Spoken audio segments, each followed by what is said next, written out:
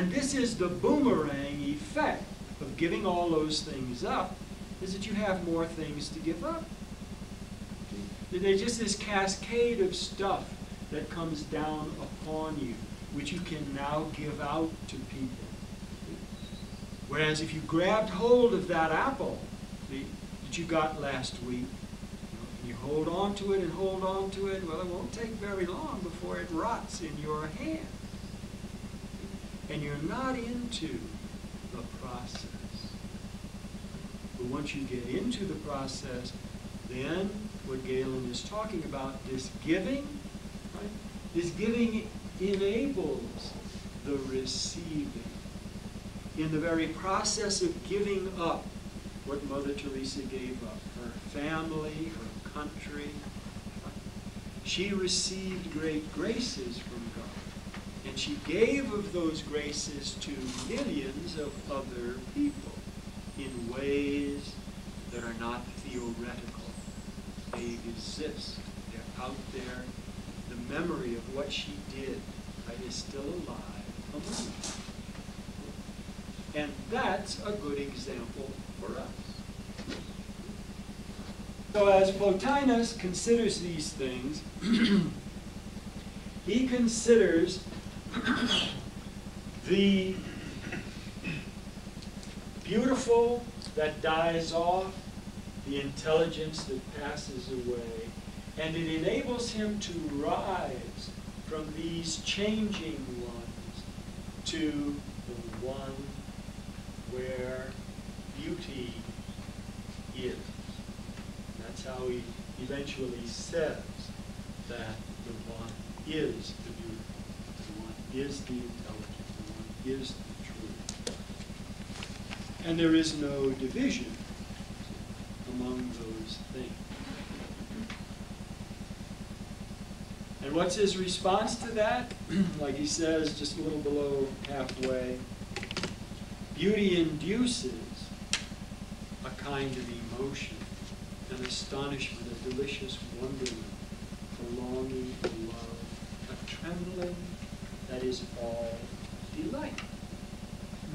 Now this is an example of how Plotinus gets into some of the details that Plato didn't deal with. And since it's not within a conversation context, it's not following a kind of dialectical development, it's a more straightforward expression. And as you read through what Plotinus presents, then you are able to say, you know, I've always thought about that in some way, and this guy's got it pretty neatly connected. Right? That's a neat way to do it. And you can recognize your own experiences in his expression. Now, as you do that, then you are able to gather up the best of your experiences and to say, hey, this guy managed to put them together. Well, if he could do it, so can I. And if I work a little bit at this, if I go back to Plotinus and say, you know, how did he say that? Oh yeah, I can see a way to do that. Then I'm going to be able to get my life together. I'm going to be able to integrate the best moments of my life in ways that Plotinus expresses. And this is the way to do it. You know, if you wait for somebody else to do it for you, it's not going to happen. Is there anything about that process that you want to consider? Brother, that symbol you had, all these people on the wall, the pistol, looked like a pistol to me. Okay, well that's the cave. The cave, it looked like a pistol, a cannon, got the trigger. With the people chained back here. Right. And the shadows on the wall. This morning, and last night and this morning, I was thinking about that symbol. And I turned it up and put the symbol of the cannon up, and I made it a Christmas stocking. Like a Christmas stocking there. And all the good that we're learning here, and how to learn teachers of the church are coming around and filling that Christmas stocking. Now that's the thought that I had on that symbol. Now I don't know if we're still on the wall, off the wall, or where we're at. Yeah, we come off the wall pretty quickly.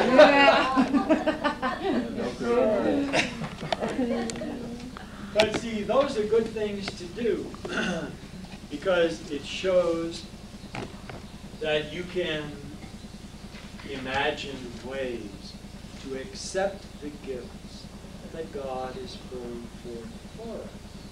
There are all these things cascading down upon us, like last night's rain. And if we sort of get out into it and get soaked by what is flowing to us, then we have accepted it. If we stay inside and complain about it, well, then we're not going to get wet. Did it rain early or late? I wasn't here. I was out there. Sure. It was Okay. earlier. It rained around 8:15. Oh, it did. I think it started before that. Yeah, but And I then it noticed quit around, it quit before 10. Right. Oh, It was that's why. soft, it was soft.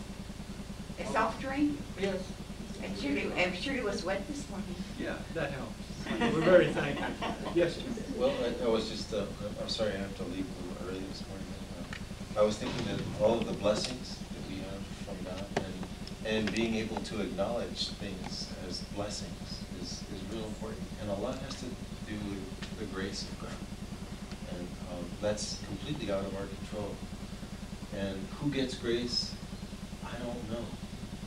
But I do know that suffering and pain can sometimes open the door for us to new awareness of life, and thus we get grace through suffering and pain and sickness. And that's when things are going rough. That's when all of us turn to God for assistance and sustenance. But I know that there are some people that have what are called spontaneous enlightenment experiences. They're just going along living their life, and all of a sudden they're right there. But that's what I would like in my life, and that's why I'm here today, is because of this desire to know, using that word, know God, and be conscious of God's presence in my life every day, all the time. And that's hard when you're actively involved in this world of beginning, middle, and end, because everything in this temporal life we're living, our bodies, has a beginning and a middle and an end. And none of this is going to last. This building is going to be here after I'm gone. This old barracks building. You'd think they would have torn this down after World War II. Right. But it's still here, and it's going to be here probably when I'm gone. And, so I'm having these realizations of how short my life is, and what's going to happen. And I want to do everything. I'm surprised there aren't more people here. It's like, this is what's important, and I can't understand why. I guess people are just so caught up with their involvement in life. Why is it that way? I think it's called work. Some people are at work. Yeah, some people are at work.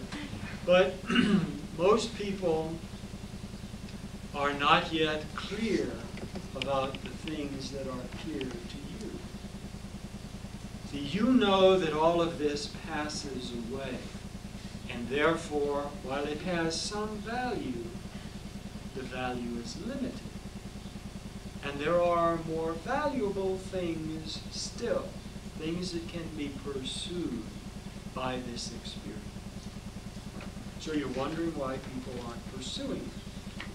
And that's because they don't see as much clarity as you see. So that's one of the reasons we don't have a crowd. We plan to do it here instead of in the Greer Garrison Theater, which seats 513 people. So, we know this is generally what happens.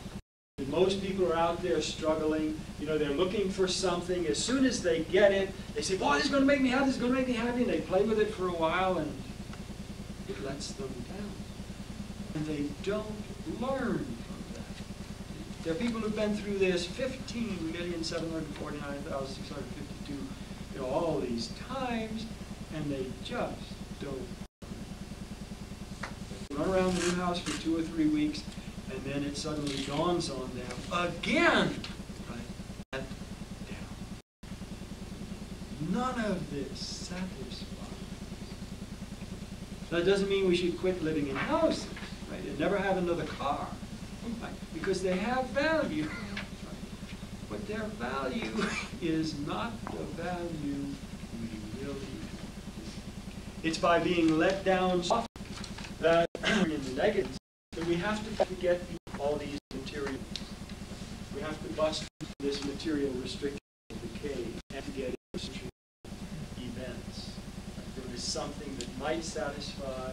There are people like Plotinus who express satisfaction in ways that kind of thrill us. You know, when we read this, we say, wow, this guy was really on to something. How did he get onto it? How can I? And then among the many things that you said which were important, there's that matter of grace. The famous philosopher who just died a little while ago, Mortimer Adler, was giving a series of lectures at the University of Chicago that I attended. And as he was talking about a book, see, this is the way he used to do it. He would write up a book. He had a whole stable of people. There were about 15 or 20 PhDs that worked for him. They would gather all of this stuff, and he would sift it through and figure out what to say. And then he would deliver it as a lecture, one chapter of his book. This was the book called The Difference of Man and the Difference It Makes. And he delivered this chapter. It was about man and man's progress, man's destiny. And one of the people in the audience asked him at the end of the lecture, what you're talking about sounds very much like the Catholic Church. How come you are not a Catholic? And he says, I know that the church is teaching what is correct, but I don't have the grace to join. So the person shot back, well, why don't you have the grace to join? He says, well, because I'm a kind of greedy guy. I'm trying to collect all of this and collect all of that, and I want to have all this money, and I want to do all these things for my family and whatnot. And I think that's part of the problem. So here's a guy, Mortimer Adler, who's saying more or less the same sort of thing. Now eventually the grace came, or he gave up on the materialistic things, and he did eventually join the church, I think, somewhere around his 100th birthday. When did he die? I don't know. Yeah, just a couple of years ago, I think. Okay, really? Yeah. And he was 100? Yeah. He was in 101 or Chicago, 2. University of Chicago. Yeah. Uh-huh. Yeah, he's the one who got the great book started. You know, St. John's over here is doing that kind of thing. It's a spin-off. Brother, can I shoot off on a tangent here? Yeah. Huh? Should I go on a tangent? See, the figure 666, talking about New Mexico, we love New Mexico. The figure 666 is I think the square miles of New Mexico is 121,666 miles. Now, is New Mexico going to turn into a 666? No, that kind of coincidental. We'll Oh, okay. have to have something more important. Okay. Yes? Don't you feel though that the closer we come to God, the more that we enjoy life? Yeah. Definitely. So if people were to focus on God first, not that the world would be without suffering, but just that there would be more enjoyment of life, and that even though the things that we do in this material life, as far as the work that we have and the cars that we have and the things that we just have that are necessary for this material life, you wouldn't try to seek your ultimate joy in those things. You'd seek your joy from God, and then you would enjoy every aspect of life more.